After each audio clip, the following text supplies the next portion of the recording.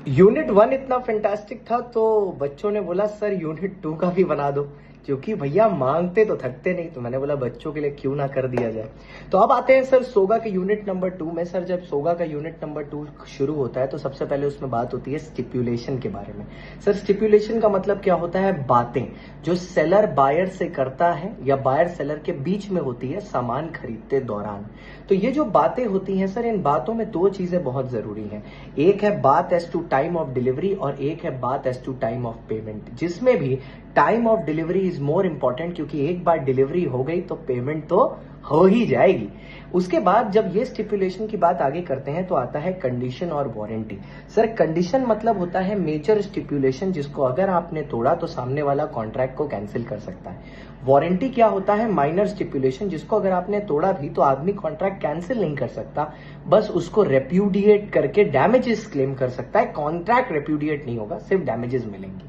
Condition और warranty में difference की बात करें तो कंडीशन मेजर है और वारंटी माइनर। कंडीशन तोड़ा तो कॉन्ट्रैक्ट टूटेगा, वारंटी किया तो कॉन्ट्रैक्ट नहीं टूटेगा। कंडीशन में डैमेज प्राइस दोनों मिल जाएंगे, वारंटी में सिर्फ डैमेजेस मिलेगा और कॉन्ट्रैक्ट नहीं टूटेगा। लेकिन condition can be treated as warranty under 4 cases wise. जब बायर खुद से वेवर कर दे कि भैया ना मेरे को कंडीशन चाहिए ना वारंटी चाहिए, हटाओ, या वो काम इम्पॉसिबल बाय लॉ हो जाए, ठीक है, कि उसको परफॉर्म करना ही इम्पॉसिबल हो जाए। वो कॉन्ट्रैक्ट नॉन सेवरेबल है, या तो आप उसको पार्ट में या तो उसको फुल एक्सेप्ट कर सकते हो या फुल रिजेक्ट कर सकते हो, उसका पार्ट पॉसिबल नहीं है। या जब बायर खुद से इलेक्ट करे कि मेरे को कंडीशन नहीं चाहिए, मैं वारंटी लेके खुश हूं, कंडीशन की कोई लड़ाई नहीं, अपन वारंटी में ही खुश हैं, तब फिर इस केस में ये होता है। अच्छा, अब ये हो गया, इसके बाद आगे बढ़े। हाँ, तो अब आई सर different types of implied condition. तो इंप्लाइड कंडीशन में सबसे पहले आता है सेल बाय सैंपल। सर अगर आपने सामान सैंपल से बेचा है तो there is an implied condition that the bulk of the good shall comply with the sample, ठीक है, and the buyer shall be given opportunity to compare the bulk with the sample, plus goods में कोई latent defect नहीं होना चाहिए। अगर आपने description से बेचा है तो there is an implied condition that the good shall comply with the description. अगर सैंपल डिस्क्रिप्शन दोनों दिखा के बेचा है तो इंप्लाइड कंडीशन ये है कि सैंपल भी लगना चाहिए, डिस्क्रिप्शन भी मानना चाहिए, दोनों का दोनों। सर साथ ही साथ अगर कंडीशन एज टू टाइटल, कोई आदमी वो सामान नहीं बेच सकता जिसका वो ओनर नहीं है। दूसरा, condition as to quality fitness. Sir अगर बायर आपकी दुकान में आता है और वो आपको बता देता है अपने काम कर सामान चाहने का पर्पस, आप उस चीज के है डीलर और वो आपके स्किल पर रिलाई कर रहा है, एसपीडी, तो condition as to quality fitness लगेगा। फिर आता है कंडीशन एज टू मर्चेंटेबिलिटी। जो भी सामान आप बेचो it should be fit for the purpose of resale and for the purpose of self use.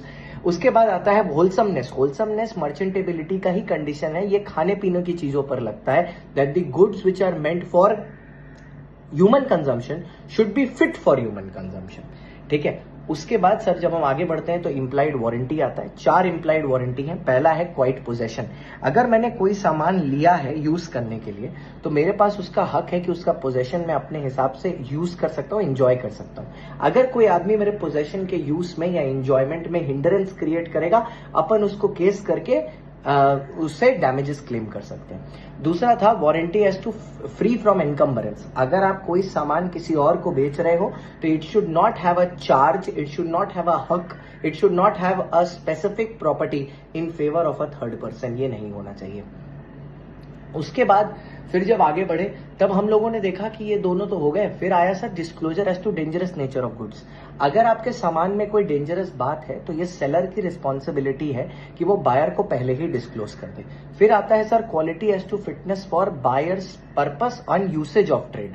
तो यूसेज ऑफ ट्रेड वाले में ये है कि अगर एक बायर और सेलर के बीच में कंटिन्यूअसली ट्रेड ट्रांजैक्शन हो रहा है लॉन्ग समय से, तो उनके बीच में एक अंडरस्टैंडिंग डेवलप हो जाती है। तो उस अंडरस्टैंडिंग के तहत वो एक तरीके का ही सामान दूसरे से ले रहे होते हैं, तो वो एक इंप्लाइड अंडरस्टैंडिंग होती है which is annexed to the contract, means it is already attached in the contract, तो जैसे है वैसे ही मानना है। फिर लास्ट में आ जाता है केवियट एम्प्टर। केवियट एम्प्टर का मतलब होता है let the buyer beware, जिसका ये मीनिंग होता है कि एक बार बायर आपकी दुकान में आया तो उसको सेलर कुछ भी बेच सकता है। ये सेलर की रिस्पॉन्सिबिलिटी नहीं है कि वो बायर को बताए क्या सामान ठीक है या नहीं। The buyer is himself responsible for his wrong choice of goods, अगर वो गलत चीज चूज कर ले तो। लेकिन ये डॉक्ट्रिन ऑफ केवियर टेम्पटर किस केस में अप्लाई नहीं करता? जो 7 कंडीशन और 4 एम्प्लॉयड वारंटी है, वो सब एक्सेप्शन है डॉक्ट्रिन ऑफ केवियर टेम्पटर की, ये उस पर अप्लाई नहीं करता। मतलब अगर मैंने सैंपल दिखाया है तो सैंपल जैसा ही होना चाहिए, डिस्क्रिप्शन बताया है डिस्क्रिप्शन जैसा ही होना चाहिए, सैंपल डिस्क्रिप्शन दोनों है तो सैंपल डिस्क्रिप्शन दोनों जैसा होना चाहिए। यहां पर आप केवियर टेम्पटर ला के बीच में कंफ्यूजन नहीं क्रिएट करेंगे। Thank you so much.